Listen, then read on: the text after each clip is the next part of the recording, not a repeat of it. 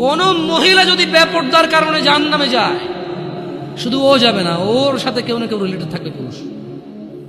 Could be father, বাপ হইতে পারে, বড় ভাই হইতে পারে, তারপর হচ্ছে স্বামী হতে পারে।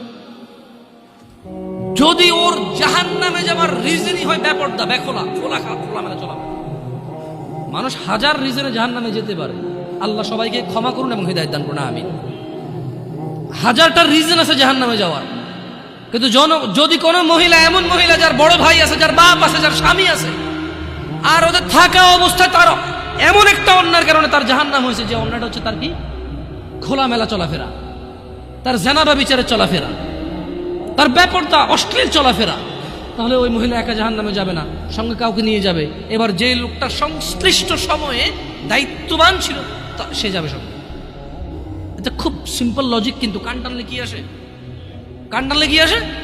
ওই মহিলা যদি সংশ্লিষ্ট রিজনে যদি জাহান্নামে যায়, সংশ্লিষ্ট সময়ে যে দায়িত্ববান পুরুষ তার অভিভাবকত্বের মধ্যে ছিল, যার উচিত ছিল তার জন্য সামর্থ্য অনুযায়ী জামা কাপড় কিনা সুন্দর দেখে, সামর্থ্য অনুযায়ী খাবার দাবার ব্যবস্থা করা, তার আর অর্থনৈতিক অবস্থার উপরে ডিপেন্ড করে, সামর্থ্য অনুযায়ী ওর কমফোর্ট জোনে রাখা হোক, সামর্থ্য অনুযায়ী যতটুকু আছে উজাড় করে দেওয়া ওর পিছনে, ওই সংশ্লিষ্ট ব্যক্তিটার জন্য দায়ী থাকে।